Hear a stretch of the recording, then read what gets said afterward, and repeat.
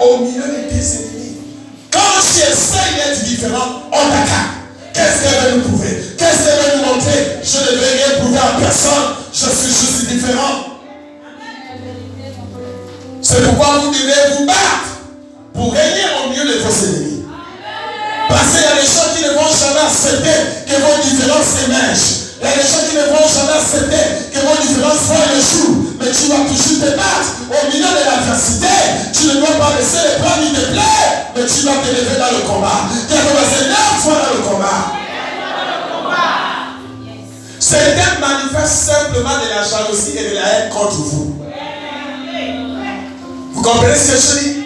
Certains manifestent simplement de la jalousie et de la haine contre vous parce que vous êtes meilleurs qu'eux. Ce n'est pas parce que vous avez commis un crime, c'est parce qu'ils vous voient meilleurs.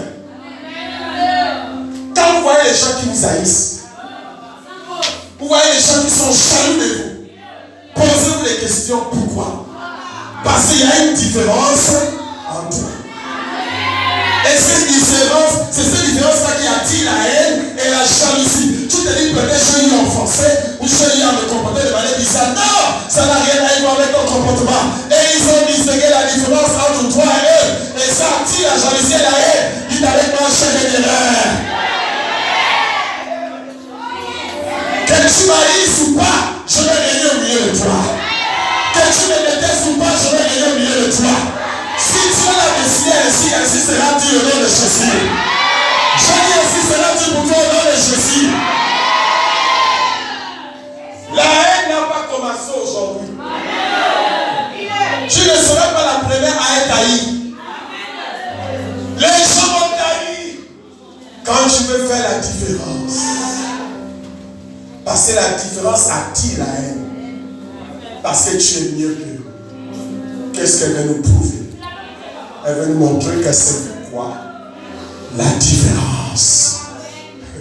Et la Bible déclare que dans les derniers temps, on saura faire la différence entre ceux qui savent Dieu et ceux qui ne le savent pas. Il y a toujours une différence. Toujours. On fera toujours la distinction entre ceux qui savent Dieu et ceux qui ne savent pas. Ceux qui font semblant de servir Dieu. Ceux qui prennent le nom de Dieu pour masquer les actes diaboliques. Mais on connaîtra toujours la différence. Daniel était différent à Babylone. Il n'y avait personne pour parler en sa faveur à Babylone. Vu qu'il y avait les multitudes qui étaient contre Daniel, mais personne n'était là. Il y a quelqu'un qui connaissait l'autorité, qui peut le défendre. Non, il n'y avait personne. Mais ce que j'aime avec Daniel, c'est parce que Daniel connaissait Dieu. Même si personne ne connaissait Daniel, même si aucun homme, aucune femme ne pouvait le défendre devant l'adversité, Daniel connaissait un Dieu. Connais-tu un Dieu bien-aimé? Si tu connais Dieu, malgré l'adversité, la haine, la jalousie, tu finiras toujours par émerger, par le bonheur ou par le feu. Daniel connaissait son Dieu. Il connaissait son Dieu. Il savait qu'il avait un Dieu.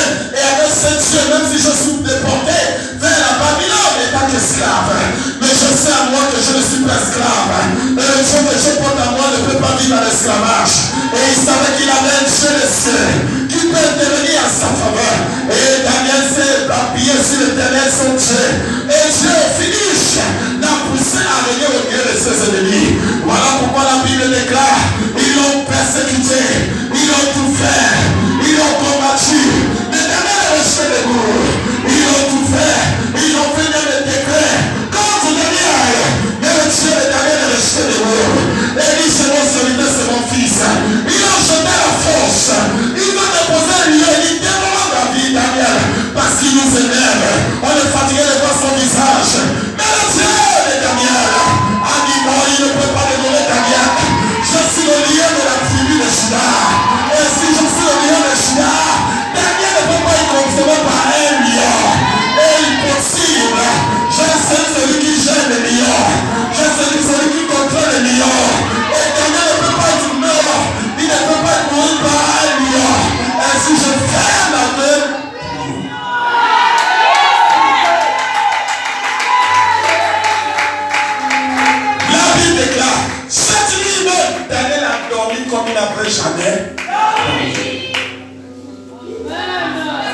Daniel ne connaissait personne, mais il connaissait un Dieu.